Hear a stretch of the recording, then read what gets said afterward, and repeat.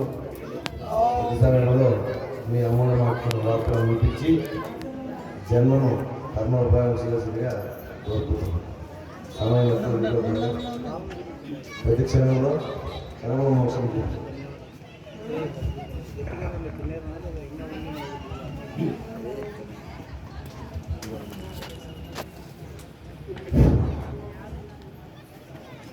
जय बोलो सतगुरु महाराज को।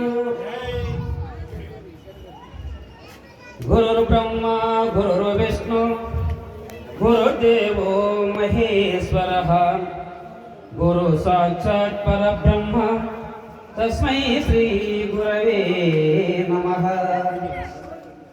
श्री राजयोगी गुरु शिष्यं निजानंदधीचतं गुडिस नरसिंह योगी नामांकितं सद्गुरुते नमो नमः। ఈ యొక్క వేదికని అలంకరించిన పెద్దలు, అదేవిధంగా సర్వ అధిష్టాన మా యొక్క గురుమూర్తి గారు నిశాన నరసింహరాజులకి, అదేవిధంగా మా అమ్మాయిన మీనాక్షమ్మదేవి, అదేవిధంగా మా అగ్రజుడైన సురేష్ రెడ్డి, అదేవిధంగా తదితరులు ఈ పెద్దలకి నా యొక్క హృదయపూర్వక వందనాలను ఆశిస్తూ, మరి సోదరి మనలో కూడా నా యొక్క హృదయపూర్వకము ద్వాదశి నమస్కారములు చేస్తూ, ఇంతవరకు అందరూ చెప్పుకుంటూ వచ్చింది పంచభూతములు అంటే ఏంటివి, పంచ తన్మాత్రలు అంటే ఏంటివి, పంచశక్తులు అంటే ఏంటివి, పంచబీజములు అంటే ఏంటివి, పంచదేవతలు అంటే ఏంటివి. ఈ పంచదేవతల నుంచి అదరూప పరిణామం చెందిన విషయం కూడా అవ్యక్తం మహత్తు. మరి ఏ రూపకరం తయారైన వాడు సదాశివుడు, ఈశ్వరుడు, రుద్రుడు, విష్ణు, బ్రహ్మ, అంబీజము, ఎంబీజము, రంబీజము, వంబీజము, లంబీజము, మరి పరాశక్తి, ఆదిశక్తి, జ్ఞానశక్తి, విద్యాశక్తి, క్రియాశక్తి, అదేవిధంగా మరి శక్తుతన్మాత్ర, స్వచ్ఛతన్మాత్ర, రూపతన్మాత్ర, రసతన్మాత్ర, గంధతన్మాత్ర, ఈ పంచ తన్మాత్రల నుంచి ఇంద్రియంలో చెప్పినారు. అదేవిధంగా పంచమహాభూతములక వర్ణములు ఏమిటి అంటే సునీలము, ధూమ్రము, నలుపు, తెలుపు, ఎరుపు. ఈ పంచ ఆది దేవతల అధోరూప పరిణామమే అనాత్మ. అనాత్మ ఎట్లుందంటే ఈ జగతంతా మొత్తము చెట్లు, శ్యామలు, గుంటలు, మరి పరిణామం ఏ రూపకరంగా ఇదంతా కలిసి అనాత్మనే. అనాత్మక వ్యవహారం అంతా ఈశ్వరూపమే. మరి ఈ ఈశ్వరూపం ఎట్లయింది, అది ఏ రూపకరమైనని విచారణ చేసినప్పుడు ఒక దారము, పూసలలో దారం ఎట్లా దాగింది, అది దారంలో పూసలలో దారం ఏ విధంగా దాగింది, దారం కనపడదు, పూసలే కనపడతాయి. అదేవిధంగా 84 లక్షల జీవరాశులు పూసలే.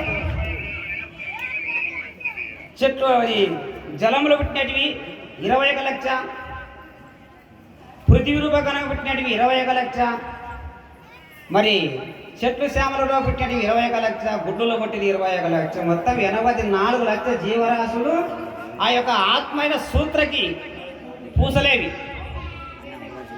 ఈ 84 లక్షల జీవరాశులలో ఏ సూత్రం అయితే ఆడుతుందో ఆ సూత్రమే గురువు. అటువంటి సూత్రము తెలుసుకోవడానికి జన్మ జన్మాల తిరిగి తిరిగి తిరిగి తిరిగి తిరిగి తిరిగి మానవ జన్మకు వచ్చినాం. ఈ మానవ జన్మకు వచ్చి కూడా మరి గురువు అనే భావనము లేకుండగా ఈ బ్రహ్మ జ్ఞానం మనకు రావడానికి ఎవరు మొదలు ముఖ్యమైన మనకి ఎన్నో దేవతల అదోరూప పరిణామాలు చెంది తీర్థయాత్రలు తిరిగి దిమ్మ తిరిగి నరసప్ప గిరిసప్ప అన్ని అప్పలు చేసి అన్ని అప్పలకు రూపనామములే ఉన్నాయి, కానీ పరమాత్మకి రూపనామము లేదు.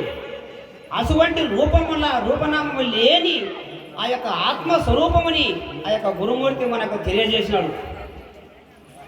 ఏ విధంగా తెలియజేసినాడు, అది ఎక్కడ తెలియజేసినాడంటే వసుధ జలము, అగ్ని, వాయువు, ఆకాశము ఇవి పంచభూతములు. వీటి యందు రక్త, శూపుర, అసిత, ధూమ్ర, సునీలం, గంధ, రస, రూప, స్వరిశ, శబ్దం, క్రియ, ఇచ్చ, జ్ఞాన, ఆది, పరాశక్తి, లా, వా, రాయ, అలుండు, అజయ్ విష్ణు రుద్రుడు ఈశ్వరుడు సదాశివునికి నొంటికి స్థిరముగాను వీళ్ళకి వరుణ గుణ శక్తి బీజ దేవతలు ఉండు. వీళ్ళకి నీకి ఏ గుణములు లేవు నిర్మలుడవు. మరి ఏ గుణములు లేకుండా ఎట్లుండవు, గుణంతో ఉన్నప్పుడు ఎట్లుండవు అని విమర్శన చేసినప్పుడు పంచభూతం మనని ఎట్టగలిగినవి రసము, రుధిరము, మాంసము, మేధస్సు, మజ్జ, అస్థి, రేతస్సు, సప్త దాగులతో ఈ స్థూల శరీరం తయారైంది.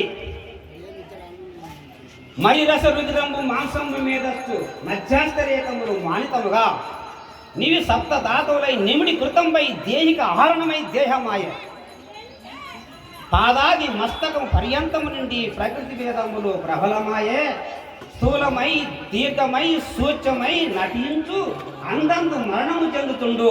ఇట్టి దేహములందాస ఏమి లేక నిన్ను గనువాడు మునిజన సన్నుతుండని పెద్దలు చెప్పినారు. ఈ స్థూల శరీరం ఎట్లా అయింది విచారం చేసినప్పుడు స్థూల శరీరం అంతా ఈ కనపడేది అస్థులు, గోర్లు, వెంట్రుకలు, చర్మం, మాంసం ఇదంతా కనపడేది స్థూల శరీరం ఇది.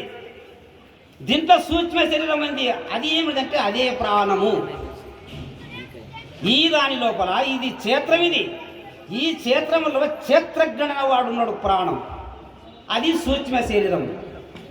దీనికి స్థూలానికి ఈ సూక్ష్మానికి మధ్యన బండిగారికి ఒక ఇరుసులాగా ఉన్నది కారణ శరీరం అండి.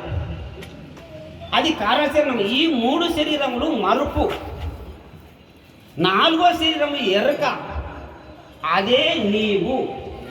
అటువంటి నింది నీకు చూపించినాడు. ఎట్లా చూపించినాడు అంటే శ్రీ గురు ఉపదేశమే మేలోయమ్మ మరచిన స్వస్వరూపం ఎదిగించ నాకు.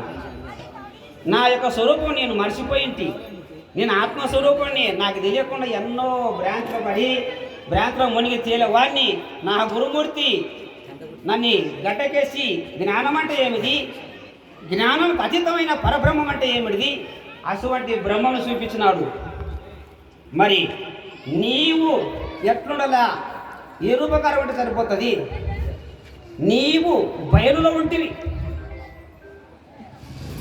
నీలోన బయలు నిండి ఉన్నది. అది నీవి ఎర్రగా లేవు.